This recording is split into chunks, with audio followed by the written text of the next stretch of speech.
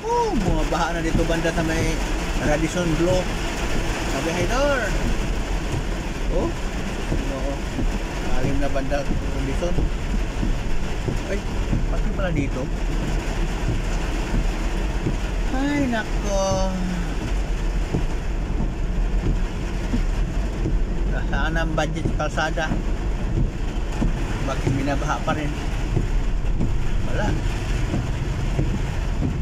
Ilang bilyon yung budget sa kalsada para rin sa ito Manila siguro. Kasama dito sa ano. Kita nyo kamay doon, oh. Puro tubig. Wala na. Kaya mahina ang takbo namin kabihedor dahil sa wow, patay baha na talaga atin. Naku.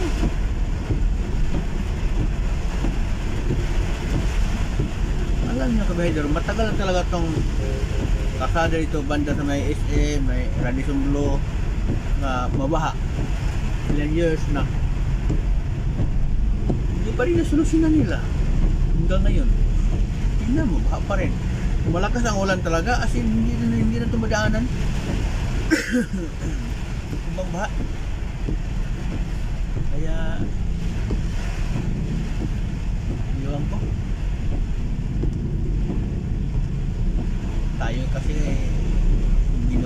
binoboto kasi yung mga korap eh.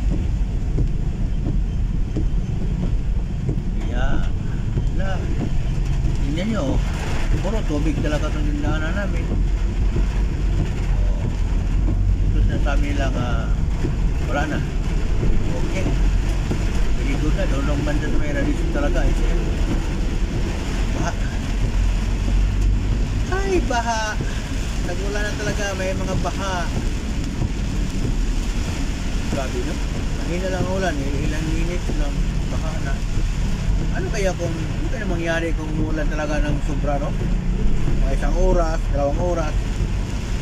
Siguro bumukhang dagat siguro ang ano, kasada. Ay, nako.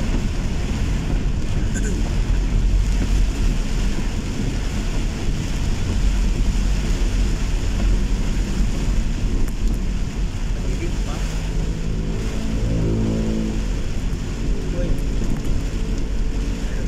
Driver na kamuti talaga kahit ulan na makaw pa rin pagpamisgas niya ako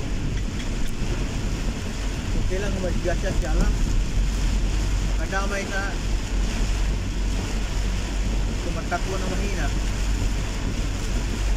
kaya natin mahinang takbo natin binangga tayo kadamay tayo sa kalukuhan ng mga yan.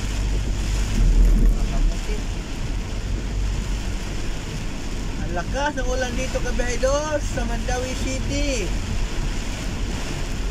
Reclamation. Ano ba? Grabe ang ulan na. Ano ba lang?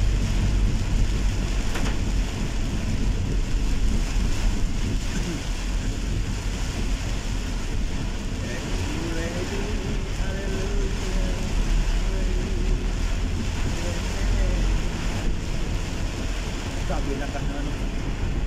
Uy, nako. Sana walang baha.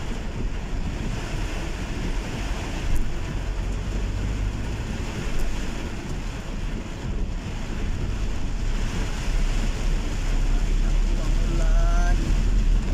Please, tumigil ka. Baha na. Hanggang dito lang tayo, kabihedor. Pagtaman-dawi, inaulan.